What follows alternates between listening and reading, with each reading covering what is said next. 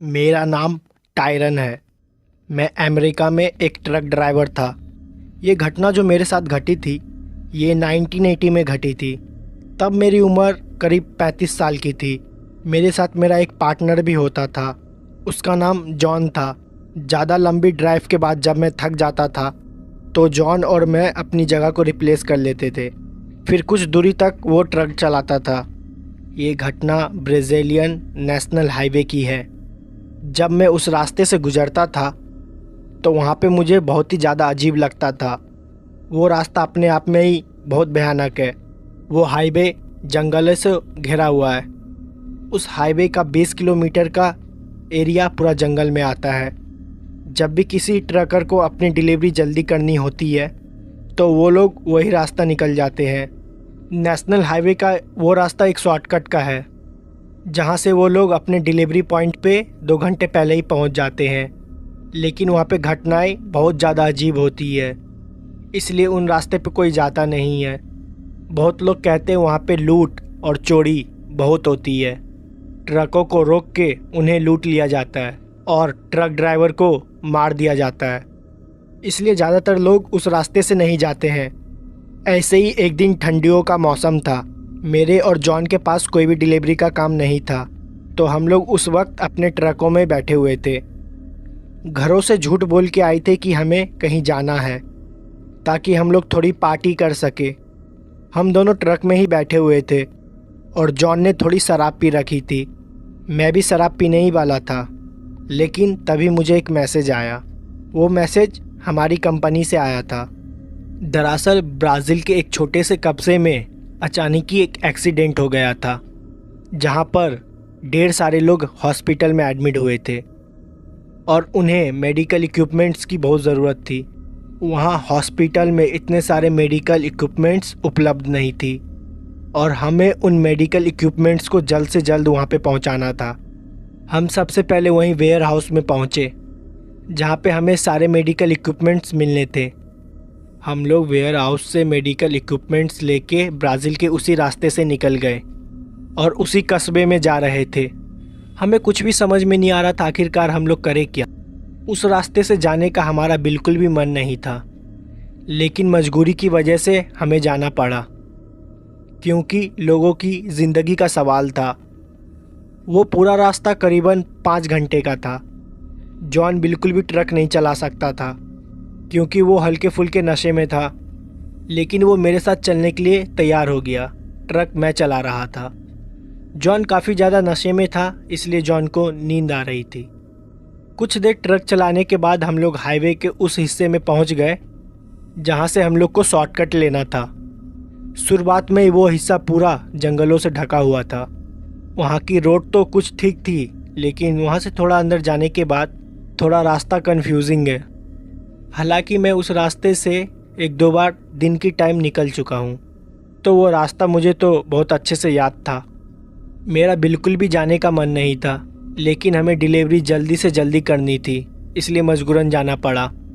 John हल्की फुल्की नींद में था। मैंने उसे सो जाने के लिए बोला। मैं ये ठान ली थी अगर रास्ते में कोई भी आएगा तो मैं उसके लिए ट्रक नहीं रोकूंगा। मैं लगातार पुलिस वालों से भी बात कर रहा था क्योंकि उन्हें भी पता है ये रास्ता काफ़ी ख़तरनाक है, तो मैं उनको अपना प्रॉपर लोकेशन भी बार बार दे रहा था। दूसरी तरफ से पुलिस वाले भी उसी हाईवे पे आ रहे थे। उन्होंने मुझसे बोला था कि वो मुझे जल्द से जल्द मिल जाएंगे। हाईवे के कुछ ही अंदर जाते वक्त अंदर बहुत ही अंधेरा था। कुछ जगह तो हाईवे ख़राब भी थे। कुछ पेड़ तो टूट के रोड पे नीचे गिरे हुए थे। मुझे बिल्कुल भी नहीं पता कि वो जगह की मेंटेनेंस क्यों नहीं होती है। काफ़ी ज़्यादा अंधेरा था। मुझे बस उतनी ही लाइट दिखाई दे रही थी जहाँ तक मेरी ट्रक की लाइट जा रही थी। मैं लगातार ट्रक को स्पीड में चला रहा था। तभी मैंने देखा मेरे दाईं तरफ एक काली परछाई खड़ी है जो कि मुझे ट्रक रोकने को बोल रही है। मैं उसके सामने से इतनी तेज़ी से ट्रक को लेके गया कि मैंने ध्यान भी नहीं दिया कि वो एक औरत है या आदमी है। हाँ, लेकिन मुझे इतना ज़रूर पता चल गया था कि साइड में कोई खड़ा है जो कि लिफ्ट मांग रहा है। मैं उसको जल्दी की वजह से देख नहीं पाया। मैंने उसे बाद में बैक मिरर में देखने की कोशिश की, वो मुझे नहीं दिखा। मैं फिर दोबारा ट्रक को चुपचाप चलाने लगा। मैंने ये ठान रखी थी कि मैं बिल्कुल भी ट्रक को नहीं रोकूंगा। कुछ दूर आगे जाने के बाद फिर से मुझे दाएं तरफ फिर कोई एक आदमी दिखाई दिया। उसने कोई भी कपड़े नहीं पहने हुए थे। वो बिना पूरे कपड़ा का खड़ा था, जबकि वहाँ पे हल्की फुल्की ठंड थी और जंगल की एरिया में ठंड काफ़ी बढ़ जाती है। मुझे बिल्कुल भी समझ में नहीं आ रहा था आखिरकार वो जंगल में ऐसे खड़ा क्यों था। मैं काफ़ी ज़्यादा डरा हुआ था, इसलिए मैंने ट्रक को नहीं रोका और दोबारा ट्रक को चलाने लगा। मैंने उसे फिर बैक मिरर में देखने की कोशिश की, वो दोबारा मुझे नहीं दिखा। मैं समझ गया था यहाँ पे कुछ ना कुछ अजीब ज़रूर हो रहा है। मैंने जॉन को उठाने की कोशिश की, लेकिन वो काफ़ी ज़्यादा नशे में था, इसलिए उठ नहीं पा रहा था। मैं उस हाईवे के करीबन 3 किलोमीटर अंदर आ चुका था। मेरे पास वापस जाने का और कोई ऑप्शन भी नहीं था, इसलिए मैंने सोचा दिए हुए लोकेशन पे जल्द से जल्द पहुंच जाऊं। उस एरिया में नेटवर्क भी नहीं आ रहा था, इसलिए मैं किसी से भी किसी तरह का कन्वर्सेशन भी नहीं कर सकता। इसलिए मैंने चुपचाप ट्रक चलाने पे ही ध्यान दिया। इन सब चीज़ों को नज़रअंदाज करते हुए मैं रोड पे जा रहा था और आगे रोड पे खून गिरा हुआ था और वो खून काफ़ी ज़्यादा मात्रा में है। मैंने उस खून को देखकर अपनी ट्रक की स्पीड थोड़ा धीमे कर दिया और मैं रास्ते भर उसी खून को देखते हुए जा रहा था। ऐसा लग रहा था किसी ने खून की नदी खुली छोड़ दी हो। पूरी रोड खून से भरी हुई थी। मुझे आखिरकार समझ में नहीं आ रहा था वहाँ पर ये सब हो क्या रहा है। मैं उसी को देखे जा रहा था।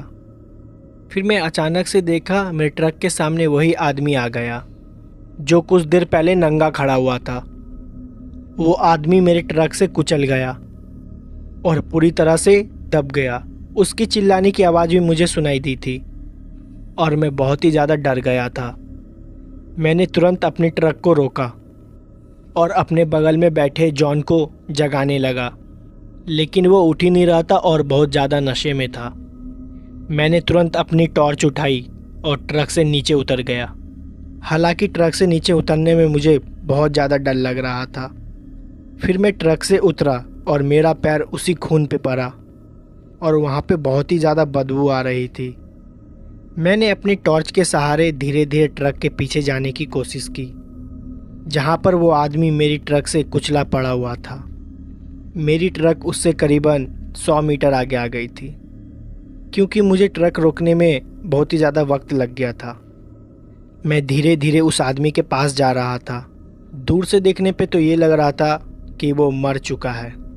मेरी ट्रक उसके पूरे शरीर पे चढ़ के निकल चुकी थी और वो मर ही गया था। मुझे बहुत ज़्यादा डर लग रहा था। मेरे हाथों किसी की हत्या हो गई थी। मैं धीरे धीरे उसी की तरफ जा रहा था। दूर से देख के ऐसा लग रहा था कि उसका पूरा शरीर खून से ढका हुआ है। मुझे कुछ भी समझ में नहीं आ रहा था आखिरकार मैं क्या करूं। मैं काफ़ी ज़्यादा डर रहा था और रोते हुए जॉन को बुला रहा था, लेकिन वो मेरी आवाज़ बिल्कुल भी नहीं सुन रहा था क्योंकि वो नींद में था। मेरी किस्मत उस दिन बहुत ज़्यादा ख़राब थी, पर मुझे लगा क्या पता मैं उस आदमी को बचा सकता हूँ। इसलिए मैं धीरे धीरे उस आदमी के पास जा रहा था। जब मैं उसके पास पहुँचा तो मेरी और उसकी दूरी करीबन 5 मीटर की थी। उसका हाथ अचानक से हिलने लगा और उसके हाथ पैर जो मेरे ट्रक के दबने से टूट गए थे और वो दोबारा धीरे धीरे अपने आप सीधे होते गए। ये सब मैंने अपने आँखों से देखी। मेरे ही आँखों के सामने वो आदमी अपने 2 पैरों के ऊपर खड़ा हो गया और वो दोबारा खड़ा होकर मुझे देख रहा था और कुछ ही सेकंड के बाद वो पूरा नॉर्मल हो गया था, जैसे मुझे पहले दिखाई दे रहा था। उसका पूरा शरीर खून से लथपथ ढका हुआ था और उसकी आंखें बहुत ही ज़्यादा भयानक लग रही थी। उसने कोई भी कपड़े नहीं पहने हुए थे। वो मेरे तरफ चिल्लाते हुए भागा और मैं अपने ट्रक के तरफ भागा। वो क्या चीज़ थी मुझे बिल्कुल भी नहीं पता। रोड पे पड़े खून की वजह से मैं ढंग से भाग नहीं पा रहा था क्योंकि मेरे पैर फिसल रहे थे। मैं किसी भी तरह भागते हुए अपने ट्रक के पास पहुंचा और जो आदमी मेरे सामने खड़ा था वो बहुत ही लंगड़ा के चल रहा था। ऐसा लग रहा था उसका पैर में बहुत बुरा तरह का चोट लगा है, लेकिन मेरे आँख के सामने ही वो मर के जिंदा हुआ था। मैं जॉन का नाम लेते हुए चिल्लाते हुए ट्रक के अंदर जा रहा था। मैं जॉन को उठाने की कोशिश भी की और जॉन हल्का सा उठा भी, लेकिन वो फिर से सो गया और मैंने ट्रक को दोबारा भगा दिया। जब मैं बैक मिरर में देख रहा था तो वो आदमी मेरे पीछे चलते चलते आ रहा था। उस पूरी रोड पे खून फैला हुआ था। मेरे ट्रक के टायर भी पूरे खून से सने हुए थे। कुछ दूर ट्रक चलाने के बाद मैंने देखा दूसरी साइड से कुछ पुलिस की गाड़ियाँ आ रही है, जो कि शायद मेरे लिए ही आ रही थी। मैं बहुत ज़्यादा डरा हुआ था। मैंने तुरंत जाके उनके पास गाड़ी रोका और उन्होंने पूछा कि मेरा तुमसे कनेक्शन कैसे टूट गया। मैंने उन्हें सारी चीज़ें बताई और जैसे ही मैंने फिर अपने ट्रक के टायर को देखा, वो पूरा एकदम तरह से नॉर्मल था। मैं उन्हें बार बार वो चीज़ समझाने की कोशिश कर रहा था, लेकिन उन्हें कुछ भी समझ में नहीं आ रहा था। उन्हें लग रहा था कि मैं बहाना दे रहा हूँ। फिर उन पुलिस की कार में से एक कार उन्हीं जंगल की तरफ से गई जिधर से मैं आ रहा था। फिर वहाँ से इन्फॉर्मेशन आई कि वहाँ पे सब कुछ ठीक है और रोड पे कोई भी खून के दाग या छींटे कुछ नहीं मिले और ना ही वो आदमी और जिसको मैंने कुचल दिया था। वो लोग मेरी बात मानने के लिए तैयार ही नहीं थे। इस चीज़ पे उन्होंने मेरे से ज़्यादा बहस नहीं की। उन्होंने मुझसे कहा कि मेडिकल के सारे इक्विपमेंट्स जल्द से जल्द हॉस्पिटल पहुंचा दो, फिर वो उसके बाद मेरी रिपोर्ट लेंगे। मैंने वैसा ही किया। मैं काफ़ी ज़्यादा डरा हुआ था। मैं 1 घंटे में हॉस्पिटल पहुंच भी गया और सारे इक्विपमेंट्स दे दिया। उसके बाद कुछ पुलिस वाले दोबारा मेरे पास आए और उन्होंने मेरे से दोबारा पूछताछ की कि मैं लेट क्यों हो गया था और मेरा कनेक्शन उनसे टूट क्यों गया था। मैंने सारी बातें बताई उन्हें, लेकिन उन्होंने मेरी बात पे विश्वास नहीं किया। फिर उन्होंने जॉन से पूछा, लेकिन जॉन तो पूरे रास्ते सो रहा था। फिर उन्होंने जॉन से पूछताछ की तो उन्हें पता चल गया था कि जॉन दारू पी है, लेकिन अब तो उन्होंने मेरी बात पे एकदम भी विश्वास नहीं करने वाले थे। उन्होंने मेरा भी अल्कोहल टेस्ट किया, लेकिन मैंने उस टाइम शराब नहीं पी रखी थी। पुलिस वाले मेरे बात पे विश्वास नहीं कर रहे थे। उन्हें लगा कि मैंने किसी तरह का और नशा कर रखा है, इसलिए शायद मुझे अजीब और गरीब ऐसी चीज़ दिखाई दे रही थी। लेकिन मेरे साथ जो कुछ भी हुआ था वो एकदम सच था। उस घटना के बाद मैं कई दिनों तक उस ट्रक को हाथ भी नहीं लगाई। जॉन ने मुझे बहुत बार चलने के लिए बोला, लेकिन मेरे अंदर उस आदमी का डर बहुत तरीके से भर चुका था। आखिरकार वो कौन था, वहाँ पे क्या कर रहा था, मुझे कुछ भी समझ में नहीं आया। और ये जो अजीब सी चीज़ मुझे दिखाई दे रही थी और किस लिए दिखाई दे रही थी, इसका भी मेरे पास कोई जवाब नहीं था। लेकिन मुझे ये बिल्कुल भी नहीं पता था कि ये मेरा वहम है या सच। अगर ये सच था तो मेरी किस्मत उस दिन बहुत ज़्यादा अच्छी थी कि मैं बच गया। और फिर ऐसी घटना मेरे साथ जीवन में दोबारा कभी भी नहीं घटी। लेकिन फिर उस रोड पर मैं दोबारा कभी भी नहीं गया। तो दोस्तों, ये थी एक ट्रकर के साथ घटी हुई एक पहली घटना। अब मैं आपको दूसरी घटना बताने वाला हूँ। ये जो दूसरी घटना मैं आपको बताने वाला हूँ, ये घटना उत्तराखंड की है। ये घटना जिस ट्रक ड्राइवर के साथ घटी है उसका नाम मंजीत था, और बाकी की घटना मैं आपको मंजीत जी की पॉइंट ऑफ व्यू से बताऊंगा। मेरा नाम मंजीत है और मैं इस उत्तराखंड में एक छोटे से सामान की डिलीवरी देने जा रहा था। मेरा एक बहुत ही छोटा सा ट्रक है जो कि आदमी लोकल सामान, लोकल ट्रांसपोर्ट के लिए यूज़ किया करते हैं। जब मुझे कोई भी ट्रांसपोर्ट के लिए सामान नहीं मिलता है तो मैं उसी ट्रक पे सवारियों को भी बैठा लेता हूँ। इससे मेरी कुछ इनकम हो जाती है। ऐसे ही मैं एक बार देहरादून की रास्ते पे जा रहा था। वो रास्ता गंगोत्री के लिए जाता था। उस रास्ता में मुझे कई बार सवारियाँ मिल जाती है। वैसे तो मैं छोटे मोटे सामान की ही डिलीवरी कर रहा था, पर बीच रास्ते में मुझे 2 औरतें मिली। उन्होंने मुझसे कहा कि मुझे उत्तरकाशी तक छोड़ दूँ। उन दोनों औरतों ने बुर्का पहना हुआ था। रात काफ़ी ज़्यादा हो गई थी। उत्तरकाशी गंगोत्री के ही रास्ते में पड़ता है, और जहाँ पे मुझे ये दोनों औरतें मिली थी और वहाँ से उत्तरकाशी करीबन 50 किलोमीटर की दूरी पे था। मैंने उनसे कहा कि मैं उन्हें छोड़ दूँगा। मेरे आगे सीट नहीं था तो मैंने उनसे कहा कि मेरे ट्रक के पीछे वाली साइड में जाके बैठ जाए, और थोड़े बहुत सामान भी रखे हुए हैं तो वो वहाँ पे आराम से बैठ जाए, उन्हें कोई तरह की दिक्कत नहीं होगी। हम कुछ ही घंटे में उत्तरकाशी पहुंच जाएंगे। मैंने उनसे कोई पैसे की भी बात नहीं की थी। रात बहुत ज़्यादा हो गई थी और मुझे लगा कि मुझे उनकी मदद करना चाहिए। मैंने इन बात पे ध्यान भी नहीं दिया कि इतनी रात को ये यहाँ पे कर क्या रही हैं। मैं किसी और धुन में था। उनसे बात करते समय शायद थोड़ा सा मोहित हो गया था। वो दोनों फिर जाके मेरे पीछे वाले ट्रक के ट्रेनर में बैठ गई और मैं बैक मिरर से उन दोनों को देख रहा था। उन्होंने अपने चेहरे को ढक रखा था, लेकिन वो लोग काफ़ी देर से चुपचाप बैठी हुई थी। उन लोग ने एक दूसरे से बात तक नहीं की थी और ये सारी चीज़ मैं अपने बैक मिरर पे देख रहा था। कुछ देर के लिए मुझे ऐसा लग रहा था कि वहाँ पे दो औरतें नहीं, दो मूर्तियाँ हैं, क्योंकि वहीं पे चुपचाप रखी हुई है। करीबन 20 किलोमीटर ड्राइव करने के बाद मैं आगे जाके कुछ एक छोटी सी गुमती पे रुका। मुझे सिगरेट पीनी थी और ठंड भी काफ़ी ज़्यादा लग रही थी। उन लोग को भी भूख लग रही होगी, तो मैंने उनसे जाके पूछा कि आप लोग कुछ खाइएगा क्या। उन्होंने मेरे सवाल का कुछ भी जवाब नहीं दिया और चुपचाप बैठी हुई थी। मुझे लगा उन लोग को शायद थोड़ा अजीब ना लगे और मैं खुद ही थोड़ा चाय और थोड़ा सिगरेट पी के दोबारा गाड़ी चलाने लगा। जब मैं उनसे खाने के लिए पूछ रहा था, गुमती वाला जिससे मैं चाय और सिगरेट लिया था वो मुझे देख रहा था। उसने मुझसे पूछा कि आखिरकार भैया आपको क्या हो गया है। मैंने उनसे बोला कुछ नहीं और मैं जल्दी जल्दी में दोबारा गाड़ी में बैठ के चला गया। मैंने इस बात का ध्यान भी नहीं दिया कि वो मुझसे कुछ कहने वाला है। वो दोनों औरतें पूरे रास्ते वहीं चुपचाप बैठी हुई थी। जब मैं उत्तरकाशी पहुंच गया तो मैंने अपने ट्रक को साइड में लगाया और तुरंत नीचे उतरा और मैंने उन दोनों औरतें से कहा कि नीचे उतर जाए, लेकिन वो लोग अभी भी चुपचाप वहीं बैठी हुई थी।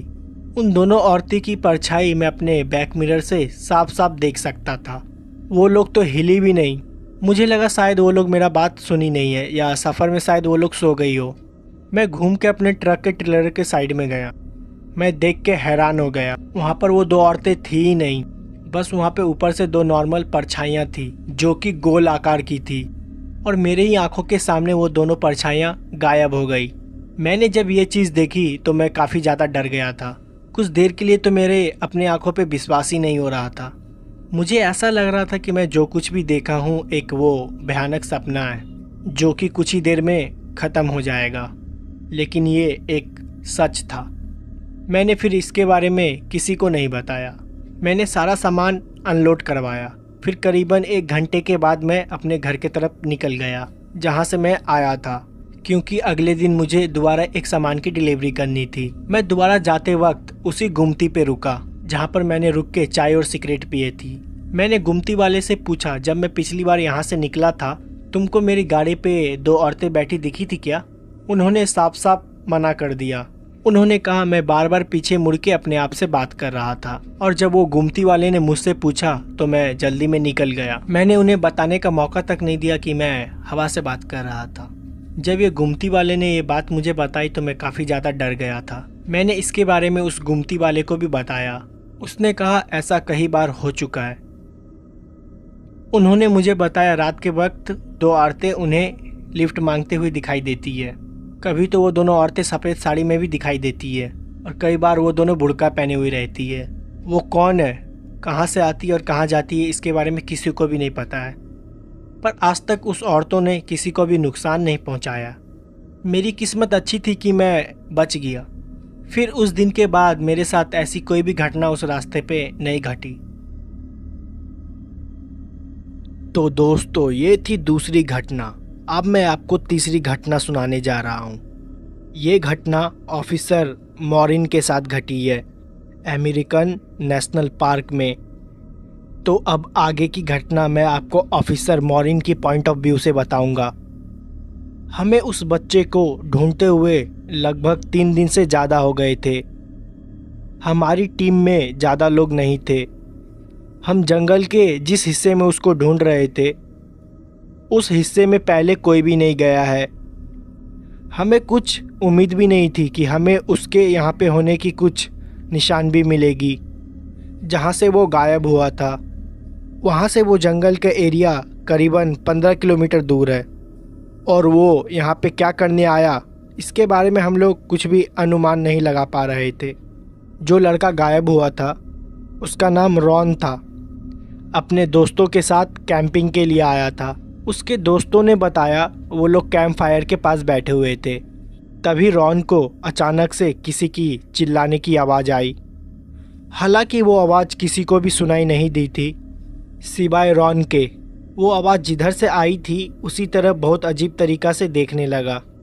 उसके दोस्त जब शांत हुए और उन्होंने रॉन से जब पूछा कि तुम किधर देख रहे हो, तो उन्हें बिना कुछ जवाब दिए जंगल के उस हिस्से में भाग गया और वो बोल रहा था कि वो मुझे बुला रही है और वो चिल्ला रही है। उसके दोस्तों ने उससे पूछा कि तुमको कौन बुला रही है। वो उसका जवाब बिना दिए ही बहुत ही तेज़ी से भाग गया। उसको रोकने की उन्होंने बहुत कोशिश की, तब तक रॉन गायब हो चुका था। पलक झपकते ही अचानक से वो कहाँ गायब हो गया था, किसी को कुछ समझ में नहीं आ रहा था। रॉन के दोस्तों ने भी अपनी टॉर्च लेके उस डायरेक्शन में ढूंढने की बहुत कोशिश की, लेकिन ऐसा हुआ जैसा कि रॉन हवा हो गया हो। काफ़ी देर तक रॉन को ढूंढने के बाद जब वो नहीं मिला, उसके दोस्तों ने फॉरेस्ट ऑफिसर को इन्फॉर्मेशन दी। तभी हमारी सर्च करने वाली टीम वहाँ पे पहुँची। हमने दिए गए सारे डिटेल्स को कलेक्ट किया और लगातार उसी डायरेक्शन में बढ़ते रहे जहाँ पर आखिरी बार उसके दोस्तों ने उसको जाते हुए देखा था। रॉन की उम्र करीब 27 साल की थी और वो गोरा था और उसकी हाइट करीबन 6 फीट की थी। और ये बात बहुत ही ताजुब की थी कि मेरी हाइट भी उसी की तरह थी। हाँ, बस वो मेरे से कुछ साल छोटा था, लेकिन फिर भी मेरी और उसकी डिटेल्स मिल रही थी। शुरुआत में जब हम लोग ने 2 दिन उसको ढूंढा तो वो नहीं मिला। फिर हमने स्टेफर्ड डॉग्स मंगाए और वो लगातार उसी डायरेक्शन में भागे जा रहे थे जिस तरफ रॉन भागते हुए गया था। करीबन 10 किलोमीटर बाद जंगल के उस एरिया में पहुंच गए जहां पे हमें जाना मना था। दरअसल हम वहां पे कभी नहीं गए थे क्योंकि वो जंगल का काफ़ी घना एरिया था जिसको अभी कई फॉरेस्ट ऑफिसर ने एक्सप्लोर नहीं किया था। ये घटना 1990 की है। उस वक्त तो उतने डीप में कोई जाता भी नहीं था। उतना सर्च करने के बाद हमें रॉन की जूते मिले जो कि उसके दोस्तों ने वेरीफाई किया वो रॉन की जूते हैं। वो इतनी दूर क्या करने आया था हमें कुछ भी समझ में नहीं आ रहा था। हमें वहाँ पे रॉन की पैर के निशान भी मिले।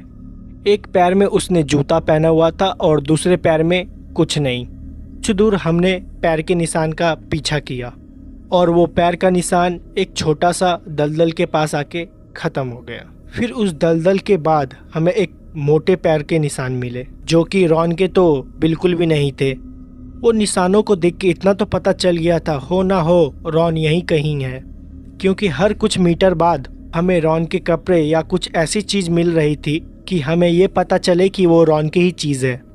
जिस वक्त हम जंगल के एरिया में खड़े थे उस टाइम हमारी टीम में कुल 4 लोग थे और हम लोग के पास एक स्निफर डॉग भी था और हमारे पास हमारी एक गन थी और एक टॉर्च। हमने प्लान बनाया कि हम चारों लोग अलग अलग डायरेक्शन में जाएंगे क्योंकि जहाँ पर रॉन के फुटप्रिंट्स ख़त्म हो गए थे कि वहाँ से हमें कुछ भी पता नहीं था कि हम लोग किधर जाएं। उसको ढूंढते हुए काफ़ी ज़्यादा दिन हो गए थे। अब हम लोग को वापस भी बुलाया जा रहा था क्योंकि हमें और भी ज़्यादा काम थे, लेकिन हमारा ये केस पूरा नहीं हुआ था। मुझे अक्सर अंदर से ऐसा महसूस हो रहा था कि रॉन मिल जाएगा। वो अचानक से कहाँ गायब हो गया किसी को भी कुछ नहीं पता। मेरे साथ जो कुत्ता था उसका नाम ब्रूनो था। मैं और ब्रूनो उसी डायरेक्शन में जा रहे थे जहाँ से हमें बड़े पैरों का निशान मिला था। ब्रूनो आगे बढ़ता जा रहा था और मैं उसी के पीछे था। कुछ दूर जाने के बाद ब्रूनो अचानक से खड़ा हो गया और शांत हो गया। उसने कोई भी रिएक्शन नहीं दिया, बस एक बड़े से झाड़ के पीछे देख रहा था और उसी झाड़ की तरफ देख के भौंक रहा था। मैं उसे आगे जाने के लिए बोल रहा था पर वो वहाँ से आगे जा ही नहीं रहा था। फिर मैंने खुद झाड़ के पीछे जाके देखा तो वहाँ पे एक आदमी बैठा हुआ था। वो देखने में बहुत ही ज़्यादा अजीब लग रहा था।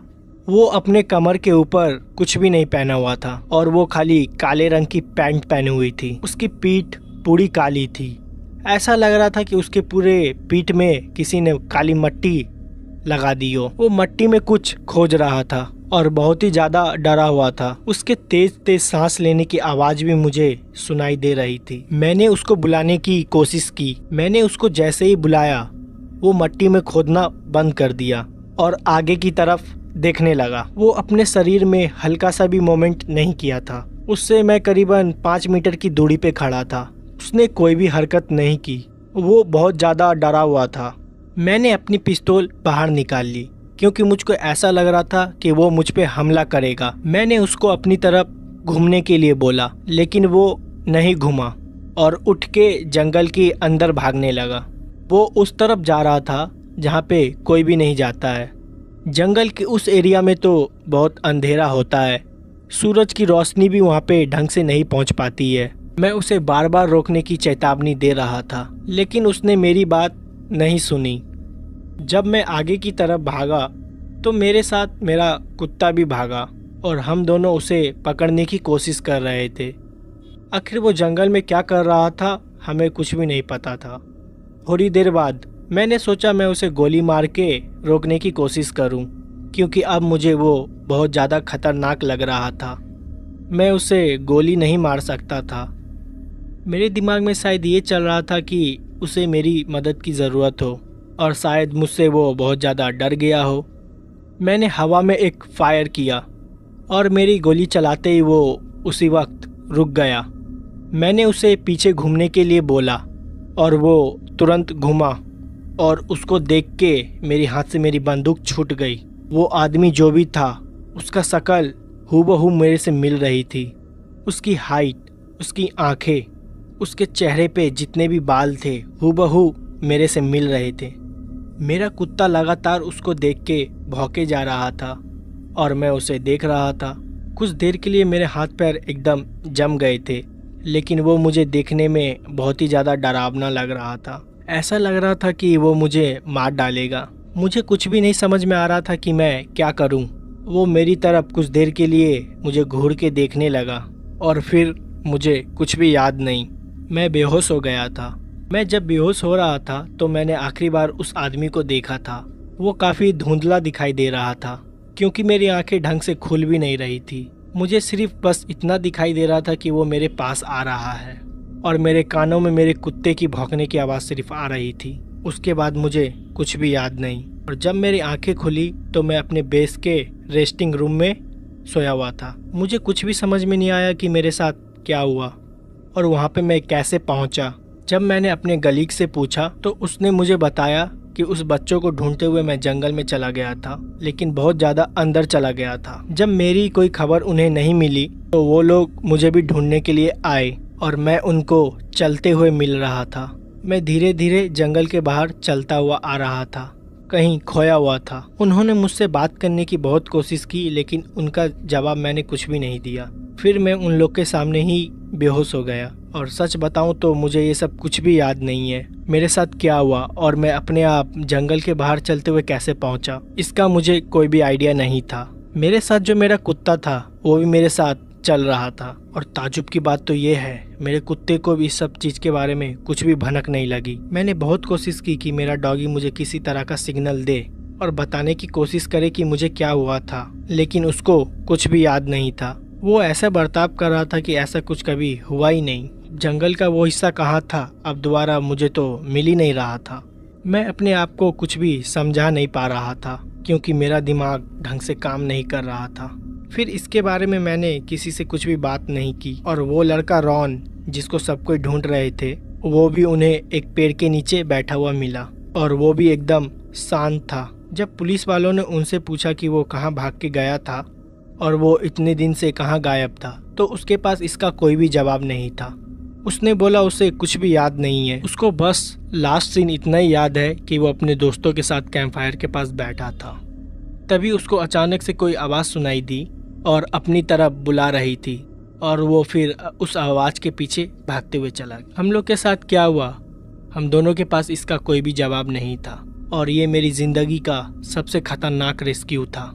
इसके बारे में मैं किसी को कुछ भी बता नहीं सकता था, वरना लोग मुझे पागल समझते और मेरी नौकरी में भी कुछ दिक्कत आ सकती थी, और इस राज को मैंने राजी रखा। मेरा नाम टायरन है। मैं अमेरिका में एक ट्रक ड्राइवर था। ये घटना जो मेरे साथ घटी थी ये 1980 में घटी थी। तब मेरी उम्र करीब 35 साल की थी। मेरे साथ मेरा एक पार्टनर भी होता था, उसका नाम जॉन था। ज़्यादा लंबी ड्राइव के बाद जब मैं थक जाता था तो जॉन और मैं अपनी जगह को रिप्लेस कर लेते थे। फिर कुछ दूरी तक वो ट्रक चलाता था। ये घटना ब्राज़ीलियन नेशनल हाईवे की है। जब मैं उस रास्ते से गुजरता था तो वहाँ पे मुझे बहुत ही ज़्यादा अजीब लगता था। वो रास्ता अपने आप में ही बहुत भयानक है। वो हाईवे जंगलों से घिरा हुआ है। उस हाईवे का 20 किलोमीटर का एरिया पूरा जंगल में आता है। जब भी किसी ट्रकर को अपनी डिलीवरी जल्दी करनी होती है तो वो लोग वही रास्ता निकल जाते हैं। नेशनल हाईवे का वो रास्ता एक शॉर्टकट का है जहाँ से वो लोग अपने डिलीवरी पॉइंट पे 2 घंटे पहले ही पहुँच जाते हैं। लेकिन वहाँ पे घटनाएं बहुत ज़्यादा अजीब होती है, इसलिए उन रास्ते पे कोई जाता नहीं है। बहुत लोग कहते हैं वहाँ पे लूट और चोरी बहुत होती है। ट्रकों को रोक के उन्हें लूट लिया जाता है और ट्रक ड्राइवर को मार दिया जाता है, इसलिए ज़्यादातर लोग उस रास्ते से नहीं जाते हैं। ऐसे ही एक दिन ठंडियों का मौसम था। मेरे और जॉन के पास कोई भी डिलीवरी का काम नहीं था, तो हम लोग उस वक्त अपने ट्रकों में बैठे हुए थे। घरों से झूठ बोल के आए थे कि हमें कहीं जाना है ताकि हम लोग थोड़ी पार्टी कर सके। हम दोनों ट्रक में ही बैठे हुए थे और जॉन ने थोड़ी शराब पी रखी थी। मैं भी शराब पीने ही वाला था, लेकिन तभी मुझे एक मैसेज आया। वो मैसेज हमारी कंपनी से आया था। दरअसल ब्राज़ील के एक छोटे से कस्बे में अचानक ही एक एक्सीडेंट हो गया था, जहाँ पर ढेर सारे लोग हॉस्पिटल में एडमिट हुए थे और उन्हें मेडिकल इक्विपमेंट्स की बहुत ज़रूरत थी। वहाँ हॉस्पिटल में इतने सारे मेडिकल इक्विपमेंट्स उपलब्ध नहीं थी और हमें उन मेडिकल इक्विपमेंट्स को जल्द से जल्द वहाँ पे पहुँचाना था। हम सबसे पहले वहीं वेयर हाउस में पहुँचे जहाँ पे हमें सारे मेडिकल इक्विपमेंट्स मिलने थे। हम लोग वेयर हाउस से मेडिकल इक्विपमेंट्स लेके ब्राज़ील के उसी रास्ते से निकल गए और उसी कस्बे में जा रहे थे। हमें कुछ भी समझ में नहीं आ रहा था आखिरकार हम लोग करें क्या। उस रास्ते से जाने का हमारा बिल्कुल भी मन नहीं था, लेकिन मजबूरी की वजह से हमें जाना पड़ा क्योंकि लोगों की ज़िंदगी का सवाल था। वो पूरा रास्ता करीबन 5 घंटे का था। जॉन बिल्कुल भी ट्रक नहीं चला सकता था क्योंकि वो हल्के फुल्के नशे में था, लेकिन वो मेरे साथ चलने के लिए तैयार हो गया। ट्रक मैं चला रहा था। जॉन काफ़ी ज़्यादा नशे में था, इसलिए जॉन को नींद आ रही थी।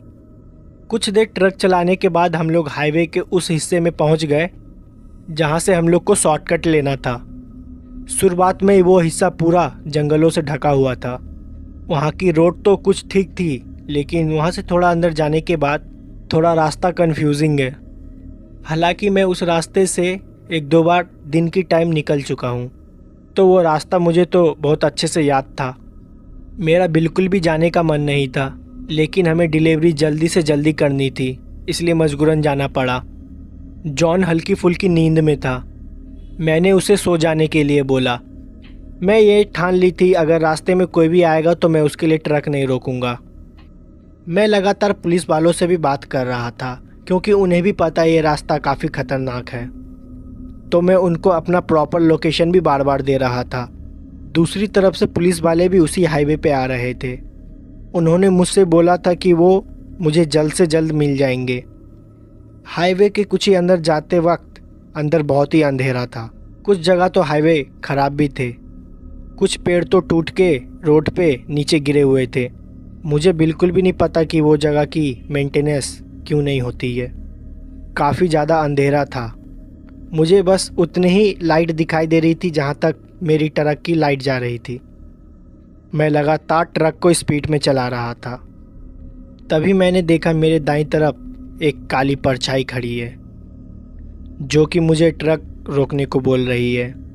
मैं उसके सामने से इतनी तेज़ी से ट्रक को लेके गया कि मैंने ध्यान भी नहीं दिया कि वो एक औरत है या आदमी है। हाँ, लेकिन मुझे इतना ज़रूर पता चल गया था कि साइड में कोई खड़ा है जो कि लिफ्ट मांग रहा है। मैं उसको जल्दी की वजह से देख नहीं पाया। मैंने उसे बाद में बैक मिरर में देखने की कोशिश की, वो मुझे नहीं दिखा। मैं फिर दोबारा ट्रक को चुपचाप चलाने लगा। मैंने ये ठान रखी थी कि मैं बिल्कुल भी ट्रक को नहीं रोकूंगा। कुछ दूर आगे जाने के बाद फिर से मुझे दाएं तरफ फिर कोई एक आदमी दिखाई दिया। उसने कोई भी कपड़े नहीं पहने हुए थे।